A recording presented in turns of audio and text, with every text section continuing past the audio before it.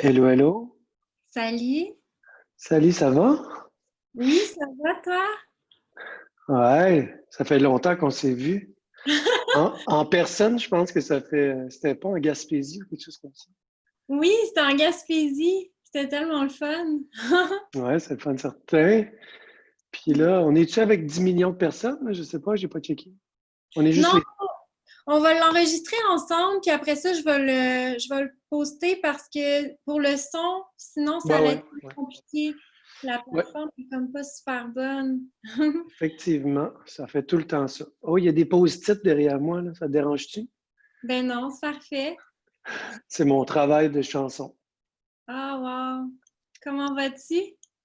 Ça va bien, ça va bien. Je fais plein d'affaires, là. J'essaie de, comme dit la ministre de la Culture, j'essaie de me réinventer. Puis, mais c'est pas.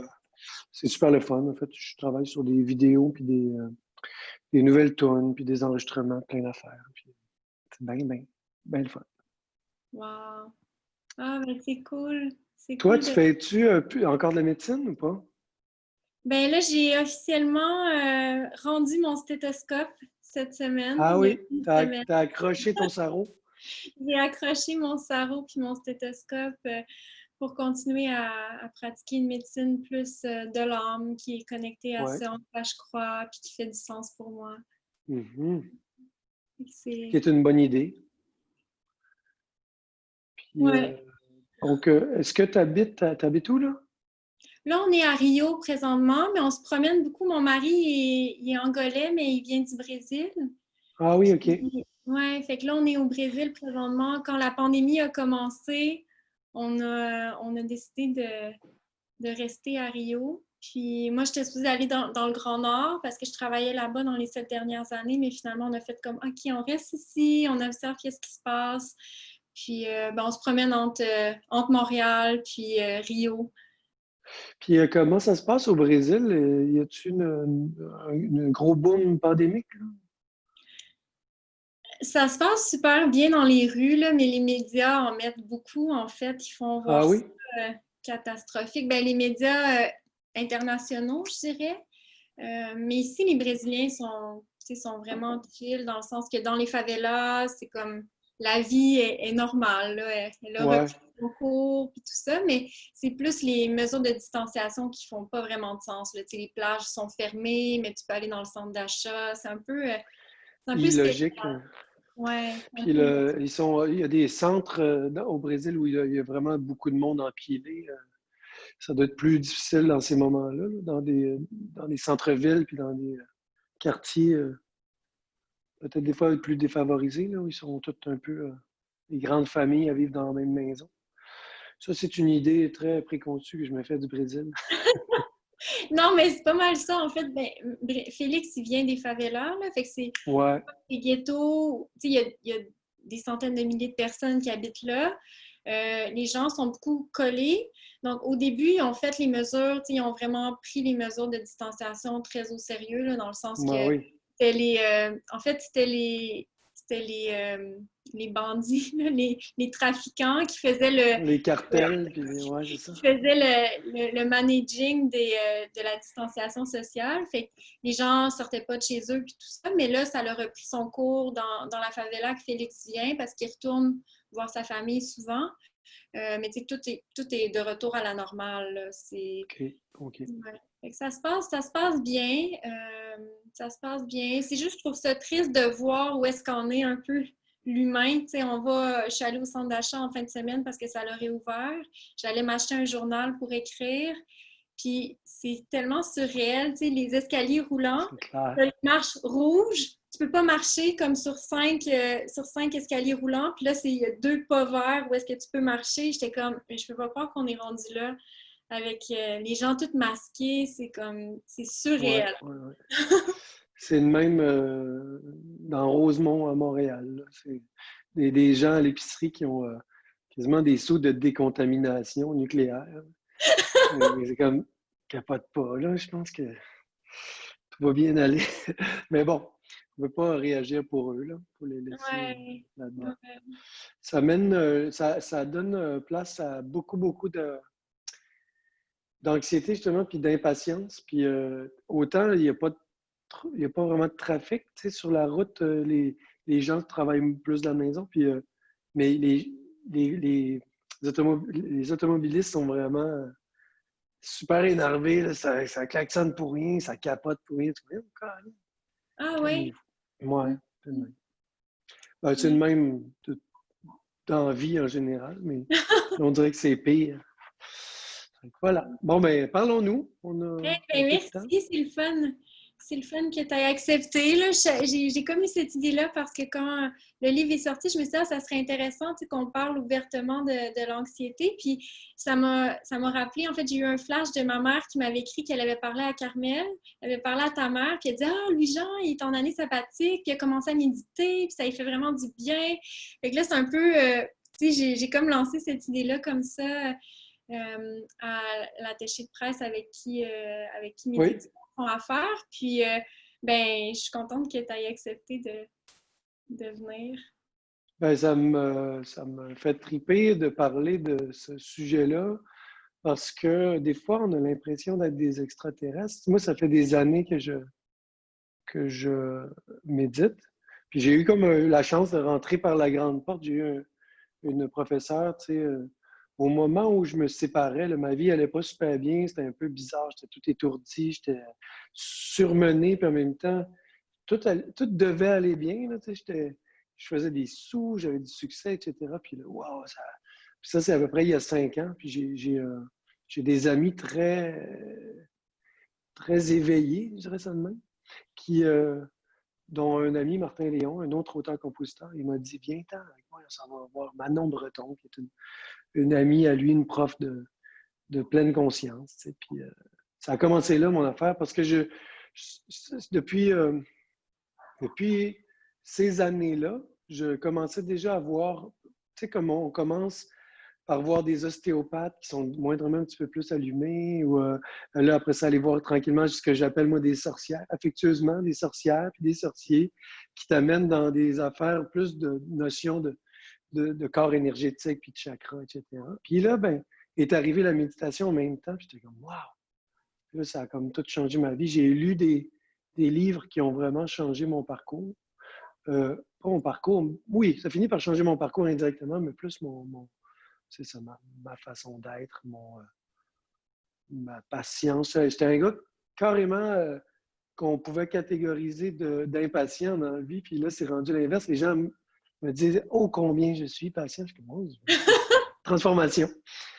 Fait que voilà. Mais je te laisse poser des questions. Moi, je pourrais te parler pendant 20 heures de ça. Mais oui, mais super inspirant. Mais moi, je te laisse parler aussi. Je trouve ça beau, en fait, des gens qui transforment leur vie par la méditation. Pour moi, c'est comme... Parce que j'ai vécu aussi la même transformation. Fait que je trouve Ouais. ça tout le temps wow de voir les changements qui s'opèrent un peu magiquement. Là, quand tu dis les sorciers, là, mais c'est un peu ça. Ben, c'est un peu ça. Puis en même temps, j'ai l'impression que, encore, c'est un peu comme dans toute discipline, il y en a qui peuvent être privilégiés plus que d'autres. Il y a des gens qui ne sont pas privilégiés, mais je dirais peut-être prédisposés à avoir plus de facilité à, par exemple, se déconnecter de son mental, de sortir un petit peu du calendrier, etc. Donc, tu sais, moi, je me considère aussi depuis très longtemps, depuis toujours, comme une espèce de lunatique, là, dans le sens soft du terme, mais tu sais, très dans ma bulle. Fait que, tu sais, j'ai beaucoup de facilité à oublier la notion du temps, etc., de base. Fait que ça m'a aidé. J'ai comme trouvé une espèce de facilité à embarquer dans un trip de justement, probablement ben, de conscience, de pleine conscience. J'aime beaucoup le terme que Eckhart Tolle utilise en anglais, stillness. J'arrive pas à, il y a plein de mots francophones qui peuvent flirter avec ça, mais le stillness, c'est encore plus, c'est quelque chose qui est en suspens. Il y a quelque chose qui est très, donc, c'est encore plus que la présence, plus que la quiétude aussi, mais ça pourrait ressembler à un mélange de ça. De la présence puis de la quiétude dans une sécheuse pendant une demi-heure. Mais, mais stillness, en tout cas, c'est ça. Donc, pour moi, c'est plus facile. Puis, tu sais, j'essaie de coacher ma blonde qui est, elle, très dans le cerveau, très pragmatique, très dans le calendrier, justement, dans l'horaire. Beaucoup en avant, tu sais, puis dans le passé, etc. Donc, c'est cette notion-là du temps nous joue des tours, tu sais, puis ça va jusqu'à imprimer des choses dans notre corps physique, des stress, etc. Fait que moi, je partais quand même pas de trop loin. Puis je viens d'un... Puis là, je vais faire une espèce de pédigree, là, mais tu sais, je viens d'une famille relativement spirituelle dans un certain sens, très judéo-chrétienne, mais mon père était prêtre, puis donc il nous a, je pense, quand même injecté ou inculqué des valeurs d'universalité, de paix, d'amour, etc. Donc le côté heureux de la religion, côté malheureux de la religion, on l'a subi euh, tout le monde ensemble, mais en même temps, c'est quelque chose qui peut te prédisposer justement à avoir de la compassion. Tu sais. Puis je pense que c'est le terme qui va aider n'importe qui à se sentir mieux. Au final, on a toujours, je pense, en période de crise ou en période de fatigue extrême ou de remise en question de soi-même, on a besoin de se raccommoder un petit peu, on a besoin de se guérir nous-mêmes. Mais souvent, ça passe par l'idée d'être... souvent, les gens vont dire soigne-toi avant de soigner les autres, mais des fois, c'est en soignant les autres qu'on se soigne soi-même, tu sais, une espèce de mouvement inclusif là, tu sais, de compassion. Fait que, tu sais, en tout cas, ma vie a changé depuis 4-5 ans, puis je suis rendu plus dans l'ouverture, puis j'essaie de l'appliquer non seulement dans la vie de tous les jours, mais dans mon travail, dans mon art. Le dernier disque que j'ai fait, ça arrivait vraiment souvent que je méditais juste avant de créer. Puis je trouvais que la méditation, sans peut-être m'amener les meilleures idées du monde, allait me prédisposer à être dans un état d'éveil, dans un état... Pour moi, je l'appliquerais en langage musical, mais c'est vraiment beaucoup, beaucoup dans l'instinct et puis dans le cœur. Donc, souvent, même les plus grands artistes, même les plus grands scientifiques du monde vont trouver la réponse qu'ils cherchent depuis des années dans un moment où ils font la vaisselle, où ils sont en train de faire carrément d'autres choses. Puis, je pense qu'en art, on a encore plus besoin de ça. Tout ce qu'on crée avec notre cerveau, c'est jamais bon. C'est jamais aussi bon que ce qui arrive de nulle part. Puis, c'est pas pour rien qu'on dit souvent, j'ai l'impression que cette chanson-là a été écrite par quelqu'un d'autre, parce qu'elle est tellement arrivée d'une place spéciale. Fait que je travaille vraiment beaucoup, beaucoup ça à tous les jours. Oui, c'est vraiment beau. Puis c'est comme quand on médite, on devient comme un canal aussi pour... Et c'est beaucoup ça que j'ai fait dans la dernière semaine aussi. OK, qu'est-ce que la vie veut exprimer à travers moi? Tu sais? Puis je sens que les artistes, c'est aussi ça que vous faites, non? C'est comme... Ouais. On le fait, puis on le fait d'habitude, on ne le fait pas conscient. C'est-à-dire on le fait inconsciemment. J'ai toujours dit que les artistes, on avait des petites antennes peut-être un petit peu plus longues que certaines autres personnes parce qu'on est hypersensible. Ça peut nous jouer des tours. Des fois, on est tellement dans l'empathie, puis même dans la certaine forme de télépathie musicale. On est vraiment à l'écoute. Donc, s'il y a de la bisbille en tournée, on pourrait se serrer, ça pourrait nous attaquer d'une certaine manière parce qu'on est un peu fragile. Mais, mais encore là, c'est un atout, c'est comme une espèce de pas un privilège, mais une prédisposition, le fun pour pouvoir être à l'écoute. Tu sais, moi, je pense que je suis rendu même dans un côté ésotérique que j'avais jamais soupçonné de moi-même. Mais tu sais, je parle avec des esprits, je rencontre mes ancêtres. Tu sais, en tout cas, c'est rendu pété. Dans mes espaces de méditation, on fait ce qu'on veut, tu sais, on est libre. Puis à force d'avoir rencontré des fois des mentors ou des sorciers ou des sorcières, ben, j'arrive à comprendre la notion du channeling un peu. Là. Ça aussi, c'est un autre terme qui est dur à traduire en français. Là.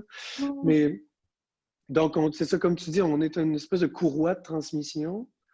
Puis moi, j'ai l'impression que je me sens vraiment mieux dans la vie quand, premièrement, je me sens connecté avec une force supérieure, ou du moins, en tout cas, avec un espèce de guide intérieur. Puis, si je peux le mettre à profit, ça, pour quelqu'un d'autre. J'aime beaucoup, beaucoup me retrouver à calmer. Puis là, tu me demandais de parler d'anxiété, mais moi, j'ai subi de l'anxiété un peu. J'en ai vécu un peu quand même dans ma vie. Je m'en suis carrément débarrassé. C'est comme si on m'avait enlevé une glande. J'ai même pas comme penser à comment je pourrais recréer cette affaire-là. Ça n'existe plus. Mais ma blonde est très anxieuse, puis on dirait qu'un des rôles dans ma vie que j'aime beaucoup dans ma relation amoureuse, c'est d'être un espèce de pilier, d'être là pour, regarde, tu peux t'accoter sur moi, je suis là, moi, je t'écoute, je suis là, j'entends, je peux te donner des trucs. Puis des trucs en même temps qui sont très, je ne suis pas professionnel. Ben, ça existe-tu un professionnel là-dedans? Peut-être. Mais du moins, tu sais, c'est ça, c'est que je trouve que des fois, on travaille beaucoup, encore une fois, en psychologie, par exemple, avec notre cerveau, avec notre mental, avec des empreintes qui sont très, très précises, du temps de notre enfance, de ci, de ça. Mais des fois, toutes les réponses à nos questions se trouvent ailleurs. C'est pour ça que je suis très, très fan de... J'aime beaucoup, beaucoup Mathieu Ricard comme auteur. Lui est comme très large, très général, humanitaire, etc. Puis un autre gars comme Eckhart Tolle, là, qui je trouve, lui, a amené dans ma vie là, très récemment cette notion-là que j'avais jamais imaginée de ma vie, mais de désidentification de qui on pense qu'on est. Mm. C'est épouvantable comment ce livre-là devrait être lu obligatoirement à l'école juste pour cette notion-là, parce qu'on est très, très, très dans le... On est toujours dans le jugement, on est toujours dans notre propre jugement, qu'est-ce qu'on a à faire de ça, l'analyse. Le petit hamster travaille tellement fort qu'on a l'impression qu'on est ce hamster-là, mais on ne l'est pas du tout. Puis quand on médite, mais on comprend à quel point la personne qu'on est plus grande que juste notre tête. T'sais. Puis même qu'à la limite, que notre tête est vraiment dans le champ, des fois, on comprend ça, on se détache. On n'est pas dans le jugement, on n'est pas en train de se trouver cave, mais c'est important d'être humble avec soi-même, autant que d'être à l'affût de comment on peut s'améliorer. Alors, c'est un peu là-dessus que je travaille en me levant le matin et en me couchant le soir. Wow! Tu médites à tous les jours? J'essaye de méditer à tous les jours, puis ce que je trouve poche un peu de ma vie en ce moment, c'est que, ben en fait, poche, puis pas. Je pourrais avoir ce qu'on appellerait des troubles obsessifs compulsifs dans la vie. J'aime bien ça, quand je tripe sur quelque chose, je vais à fond. Puis des fois, ben, ça me sort un petit peu de ma zone de méditation parce que je vais passer toute la soirée, une fois que les enfants sont couchés, à regarder des tutoriels de comment faire un montage vidéo ou whatever. Puis là, je suis comme super excité. Puis quand je me couche, là, tu vois, le petit hamster, il roule bien trop. Fait que ça prend une période de méditation. Mais comme physiquement, je me sens fatigué, ça se transforme souvent ces temps-ci en période de relaxation avec un petit plus là, de gestion d'énergie, tu sais, puis Mais c'est ça, j'aime beaucoup. La vraie méditation, pour moi, c'est un peu comme aller au gym, que ce soit un peu plus rigoureux. On peut pas être un peu comme la lecture, il ne faut jamais être trop confortable pour méditer, dans le sens où c'est un geste qu'on pose. C'est pas juste comme un pas de geste qu'on fait. C'est comme il y a quelque chose qui nous amène à ça. Donc, j'ai un petit banc j'ai un petit banc comme ça, là, que j'utilise souvent, qui est tout simple. Il nous ramène tout le temps à la bonne place. Puis là, en ce moment, je te parle de ma mezzanine, qui est assez haut perché là, chez nous à Montréal. Puis on dirait qu'il y a quelque chose avec les hauteurs. Tu vois pourquoi? J'ai toujours pensé qu'il fallait que je sois sur le plancher des vaches pour vraiment être groundé. Puis depuis que je médite en hauteur, aïe, aïe, on dirait que j'ai accès à des fantômes de plus que je ne connaissais pas. Ouais, Oui, voilà. ben, tu as déjà médité en avion. En avion aussi, il y a quelque chose de Je le spécial. fais. En fait. Oui, je le fais souvent en avion. D'ailleurs, tu as raison. Il y a des périodes de création pour moi qui sont super fastes dans un avion.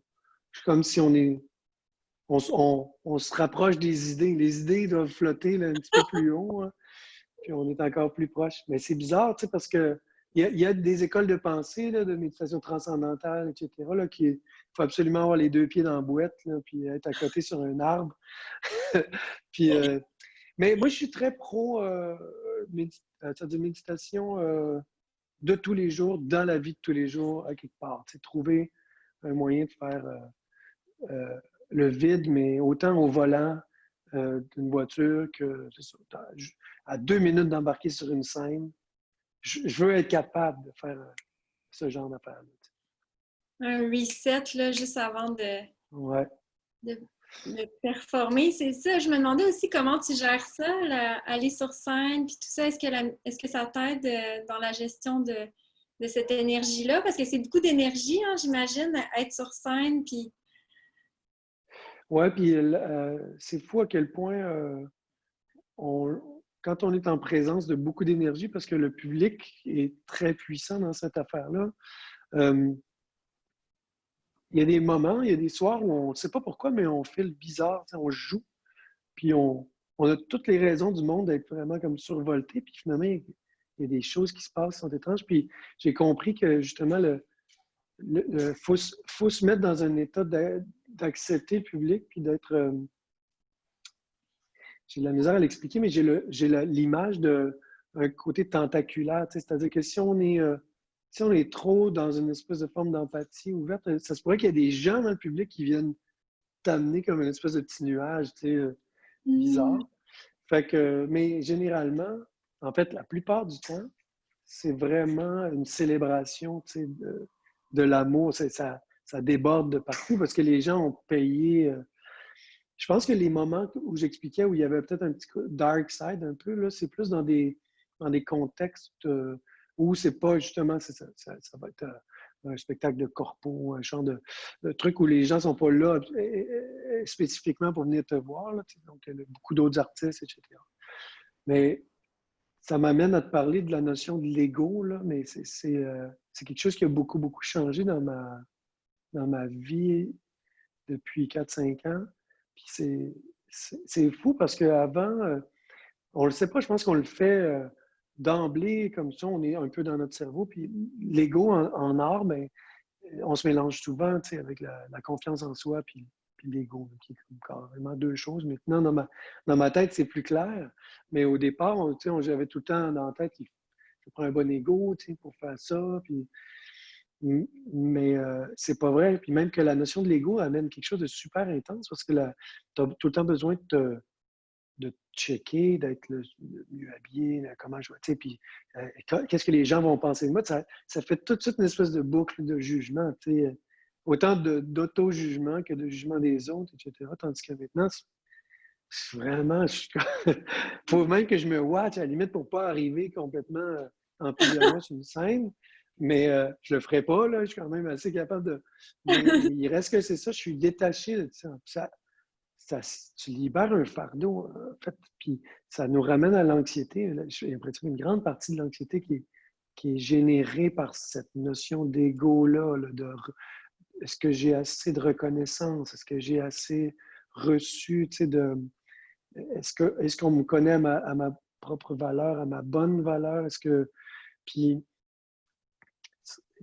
ça prend beaucoup de travail pour éloigner toutes ces pensées-là, pour sortir de son cerveau, de son jugement, le jugement des autres, etc. Ça m'a pris, des bonnes écoles, je pense, pour genre justement le travail avec Manon Breton en pleine conscience, autant que des livres justement qui vont t'aider à déconstruire ton ego, à faire la part des choses. C'est un petit peu ça. Puis on vit dans une société de performance. On vit dans une société Avec la COVID, là, en ce moment, on est en train de vivre quelque chose de super intéressant. Que les gens, ben là, ils se rendent compte qu'en étant chez soi, en passant du temps de qualité avec ses enfants, etc., peut-être que je travaille trop finalement, ou peut-être que je pourrais revoir un peu mon emploi du temps, etc. Ça peut faire des grandes, grandes vagues planétaires, cette affaire-là. Mais je ne sais plus où est-ce que je veux en venir avec ça, mais en tout cas, faut gérer cette affaire-là. Donc, oui, puis le côté vedettariat, le côté popularité, ça change vraiment la donne aussi au final parce que tu as l'impression de devenir mésadapté social un peu parce que les gens te parlent partout, à l'épicerie, au restaurant, puis ça devient normal. Puis là, tu te dis, ben, il y a des gens qui paniquent complètement avec ça, qui n'aiment pas ça. Moi, j'ai tout le temps été l'inverse, un peu comme ma mère puis mon père. On aime le monde d'emblée. Je suis tout le temps en train de niaiser, puis rigoler, puis tout ça. Mais j'ai des amis qui font ça dans la vie, qui souffrent complètement de l'envahissement, tu sais, des gens. Puis encore une fois, j'ai l'impression que ces gens-là ont des choses à régler avec leur détachement à la réalité, à l'ego, à qui on est vraiment. Au final, on est tous des êtres humains. On a tous les mêmes défauts, les mêmes affaires. C'est ça. C'est pas mal ça. Ah, c'est beau, c'est tellement inspirant. Puis c'est beau de voir aussi que peu importe le chemin qu'on emploie, toi, ça a été la musique, puis ce chemin-là, puis moi, ça a été la médecine, mais à un moment donné, il y a comme une crise dans notre vie qui fait en sorte qu'on doit revenir à cet espace-là sans ego, justement, où est-ce que... Puis, il va tout le temps revenir. Ben, en tout cas, le mien, il revient. Le mien, Ah oui, il revient. Non, mais il est tout le temps là. Comme Eckhart Tolle dit, il faut le surveiller. Il faut être capable de regarder le watcher puis le thinker. Lui, il parle beaucoup de ça, puis de voir à quel point on est toujours capable de... on est dans une période de distanciation. C'est un petit peu cette affaire-là. Il faut tout le temps être capable de se positionner à l'écart c'est ça, de ce côté-là envahissant. Parce que aussi, ce qui est intéressant, c'est la notion de corps de souffrance. Parce qu'au final, c'est des petites couches, c'est comme des sédiments. On en rajoute toujours des couches sur notre ego, sur notre impatience, sur notre anxiété. L'anxiété, c'est hyper sournois parce que la plupart des gens anxieux sont convaincus que c'est impossible de le contrôler. Puis c'est vrai, parce que c'est vrai que c'est ça qu'on ressent au départ. On se sent complètement figé, ligoté, pas capable de se détacher de ça. Tandis qu'on a des preuves dans des recherches personnelles de d'autres personnes, à travers des mentors, à travers des lectures, etc., que ça se règle, que ça se contrôle, mais que c'est impossible que ça disparaisse. On est fait comme ça. On a comme un ordinateur qui prend beaucoup de place, puis D'ailleurs, on vit avec des ordinateurs qui prennent beaucoup de place aussi. Je pense que tout ça s'auto-alimente, ça crée encore plus de puissance au corps de souffrance, puis à l'anxiété, à l'ego, aux penseurs. On a des petits hamsters qui roulent pas mal vite.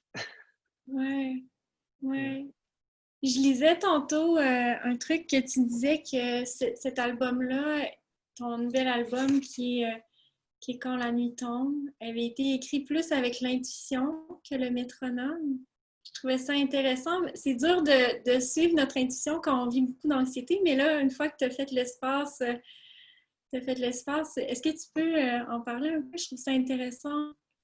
Bien, tu sais, oui, en fait, ça revient. C'est sûr que c'est facile d'en parler une fois que c'est fait, mais quand on le fait, on reste justement dans une zone d'instinct. Mais moi, c'était le but avec ce disque-là, c'était de voir jusqu'où je peux faire l'ensemble des étapes de la production d'un disque, parce qu'il y a quand même pas mal de sphères, beaucoup, beaucoup de paramètres, mais toujours dans une notion détachée, une notion d'instinct, de ne pas travailler avec le cerveau. C'est un de mes amis de théâtre, Claude Desvins, qui me disait, c'est un vieil auteur qui avait dit ça dans le temps, donne un break au head office. Je trouve ça le fun comme expression. Fait que j'ai essayé de faire ce disque-là en donnant un break au head office tout le temps. C'est très difficile parce qu'à un moment donné, tu tombes quand même dans un côté pratico-pratique, technique. Mais au final, quand la création s'est faite de manière spontanée, puis quand l'interprétation, le delivery, comment on va chanter les chansons, tout ça se fait dans une manière spontanée, ben, on accumule plus de frissons, plus de vibrations. Encore une fois, c'est un côté vibratoire, je pense, qui est super important. Puis je travaillais avec un ami, un nouvel ami à moi qui est très connu au Québec, qui s'appelle Serge Fiori, qui avait un groupe qui s'appelait l'Harmonium dans le temps. Puis j'ai eu la chance de faire un projet avec lui de musique de cirque. Puis lui, il m'a vraiment ramené dans cette notion-là du frisson, du moment.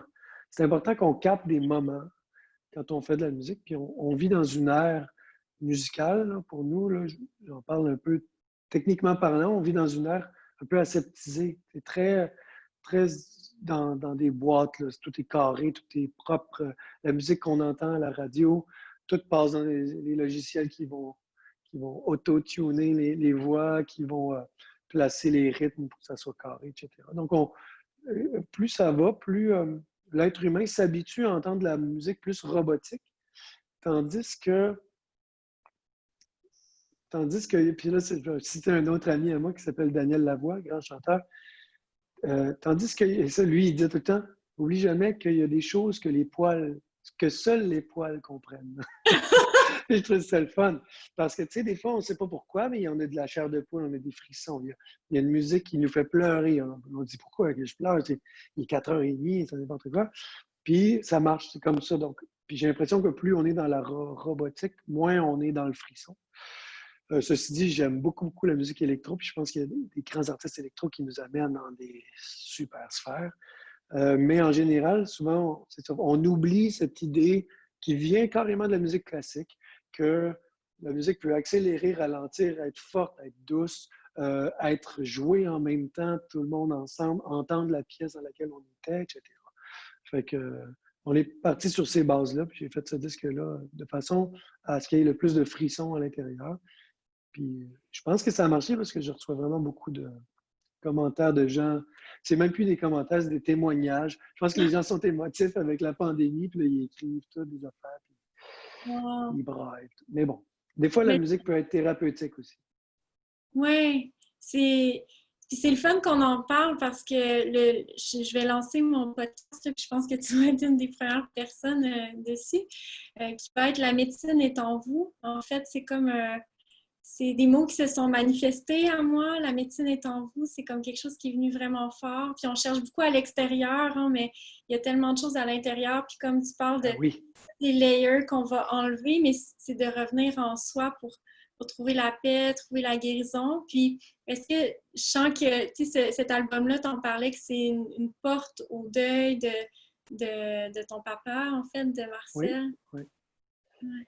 Ouais. Oui, puis en même temps, plein d'autres sujets de la vie de tous les jours qui revenaient un peu à ma propre vie, ma vie personnelle. C'est rare parce que d'habitude, je suis un gars assez discret.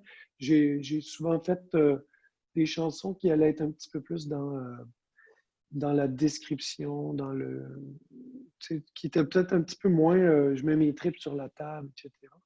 Puis là j'ai l'impression d'avoir fait le disque le plus personnel, puis en même temps le plus engagé au final, parce que en passant par des cris du cœur, comme le racisme ou comme justement le deuil ou c'est ça, des questionnements envers mes enfants, etc., questionnement de la vie, là, ben, tu deviens finalement, tu crées des chansons qui sont très engagées parce qu'elles ont en elles-mêmes autant, des fois, des sujets d'actualité que euh, quelque chose qui est très fédérateur, dans le sens où tout le monde peut rentrer, parce que tout le monde a une vie personnelle, tout le monde vit des deuils, des ruptures, fait que des fois, tu sais, souvent, certains grands artistes vont dire, comme Jean-Pierre Ferland disait, les chansons les plus engagées sont les chansons d'amour, tant qu'à lui, parce que tout le monde veut de l'amour, tout le monde veut vivre cette affaire-là, tout le monde vit des ruptures, donc, tout le monde se sent concerné par une chanson de rupture ou d'amour. Mais bon, donc, tu sais, tout ça se fait tout seul, encore une fois, là, j'aime ça le dire, mais tu sais, c'est le fun d'analyser après coup, mais quand on fait un disque, il ne faut pas trop penser. Tu sais. J'ai Mhm. souvent dit même que quand je fais un disque, je pense au suivant pendant que je fais celui-là, pour ne pas être trop à cheval sur les principes ou trop accroché à des affaires qui sont campées.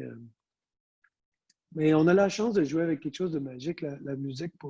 Mes amis à moi sont assez éveillés. Là. D'ailleurs, mon batteur, on le surnomme le Bouddha. Là. Lui aussi, il est le Bouddha du drum, il est assez dans l'éveil. Fait que, on se rend compte à quel point on travaille avec un matériau qui est invisible. Tu sais, c'est quand même spécial.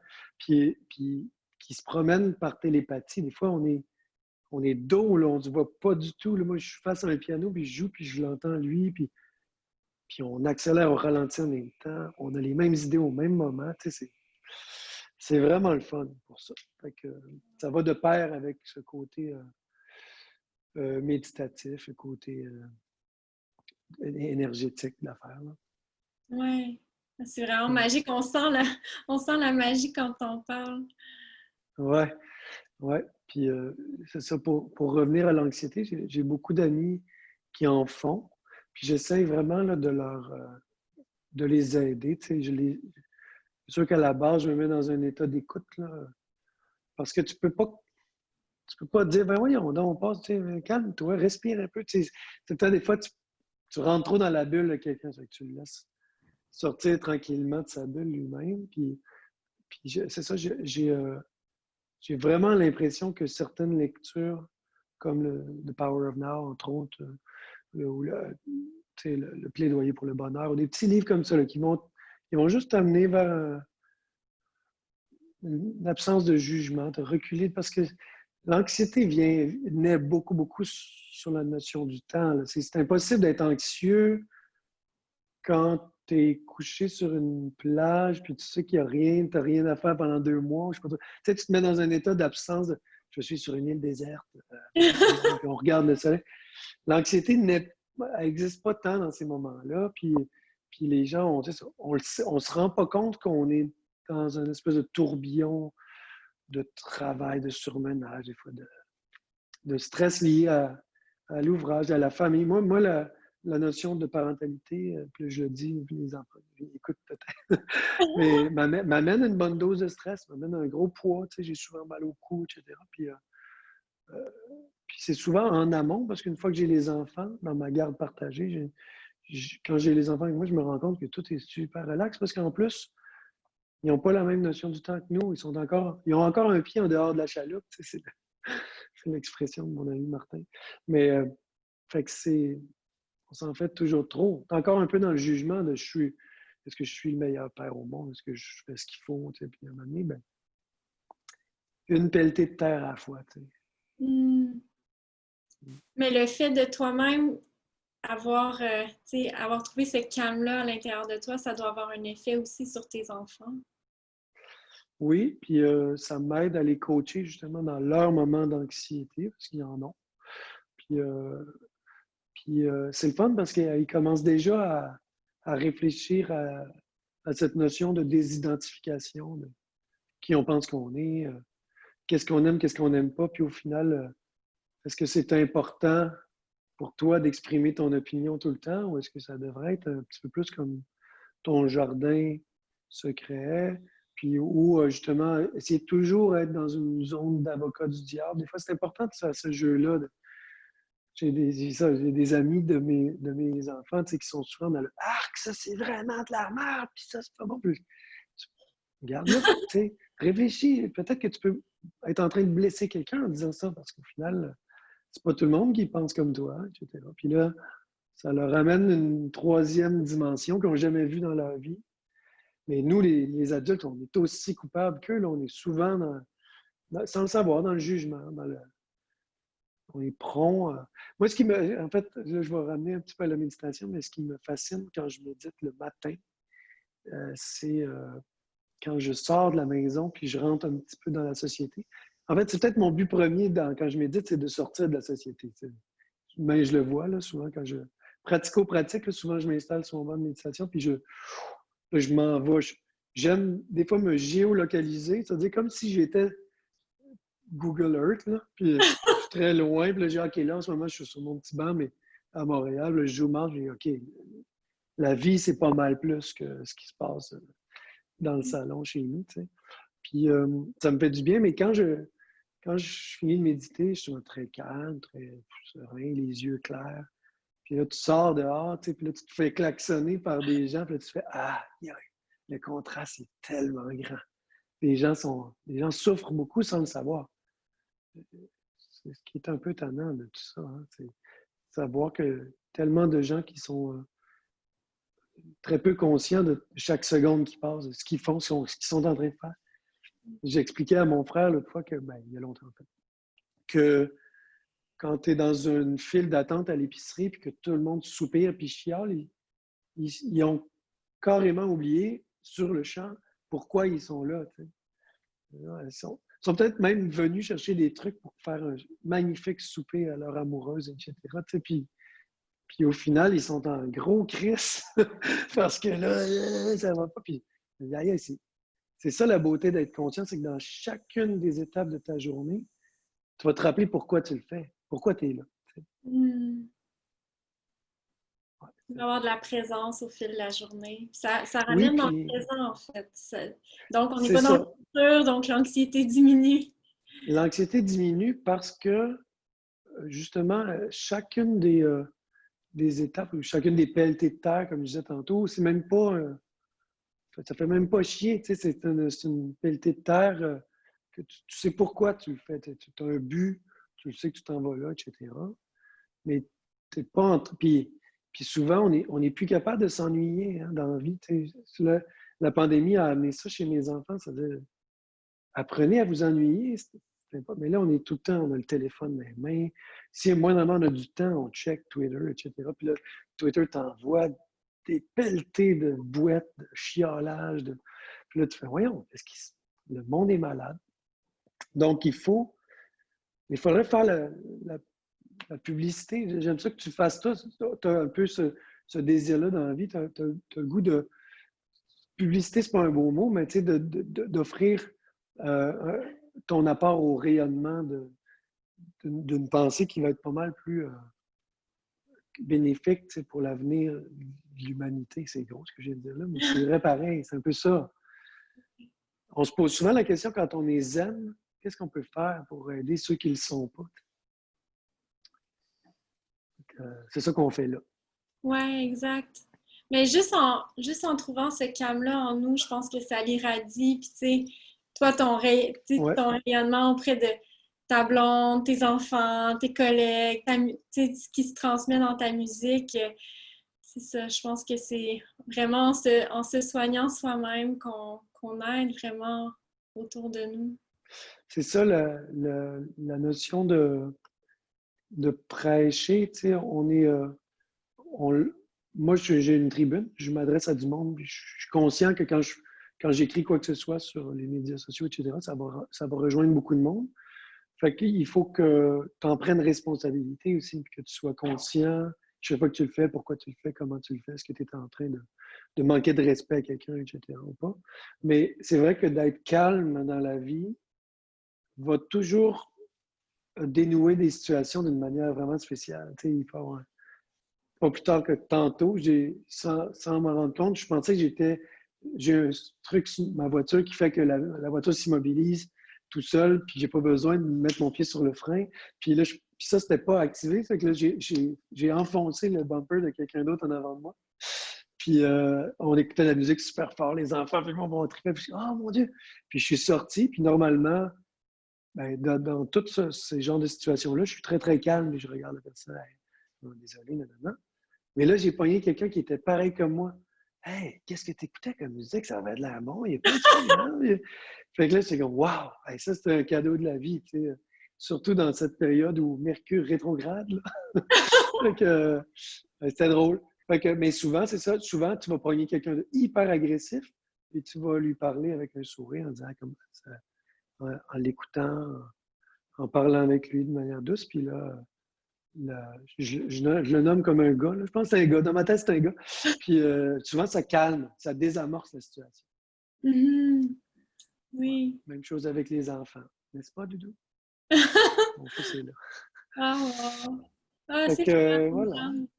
C'est le En fun as-tu de. assez, Sophie, Ben de oui, je pense qu'on a parlé de pratiquement tout ce que j'avais mis à aborder de cette belle aventure-là que tu as fait. Puis tu sais, quand tu dis ah, il y a ces livres-là qui m'ont aidé, puis The Power of Now, puis je sais pas si tu as lu Nouvelle Terre. J'ai pas encore lu le Nouvel Temps, mais il est sur ma pile. Ah, il est Puis vraiment bon. je suis un lecteur très. Je suis une tortue de lecture. Là. Tu sais, je savoure, puis je suis très peu assidu. Il y a des moments où je vais lire. Parce que j'aime beaucoup lire des romans aussi. Ça fait que des fois, les œuvres plus costaud, là, tu sais, le plaidoyer pour l'altruisme, tout ça, j'étais mané, ouf, tout en a, c'est dense. Fait que je n'ai pas tout fait encore. Mais Nouvelle Terre, ça a l'air que c'est débile pour la gestion de l'ego, entre autres, là. Puis, ben, il y en a plein. En fait, je pense que je vais faire le tour des cartolés. C'est un peu une révélation. Ça fait des années que tout le monde me dit « Tu vas triper! » Puis je le fais pas. Puis là, je viens de rentrer là-dedans. Puis je trouve ça fascinant. Ouais. C'est comme si il faut qu'il y ait un moment.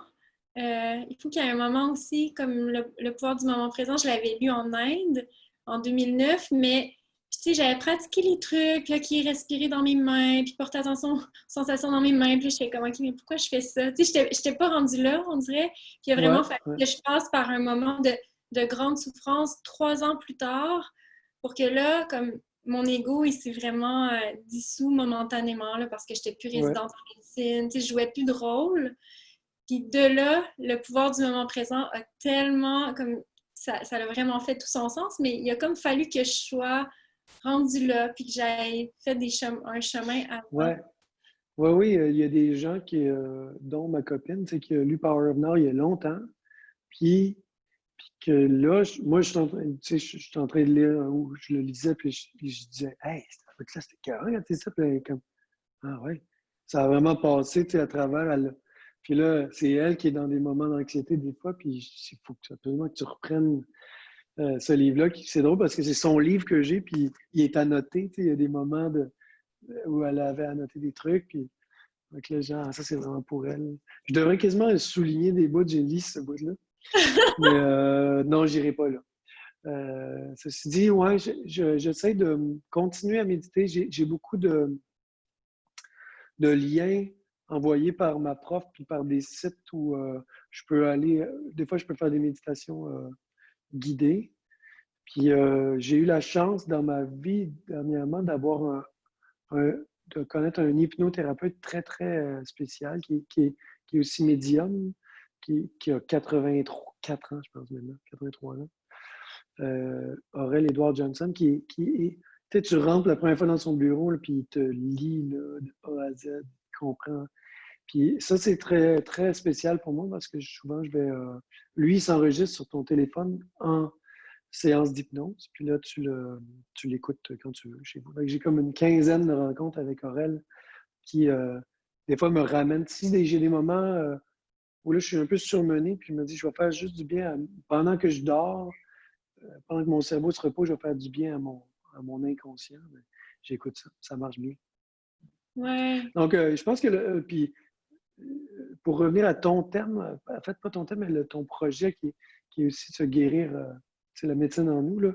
J'ai l'impression qu'il y a beaucoup, beaucoup de professionnels de la santé qui sont de plus en plus au courant, qui sont de plus en plus éveillés à ces affaires-là. C'est de plus en plus, même à l'école de psychologues, l'Ordre des psychologues du Québec, se sont de plus en plus tournés vers l'hypnose. Ils vont regarder qu'est-ce qui est possible, etc.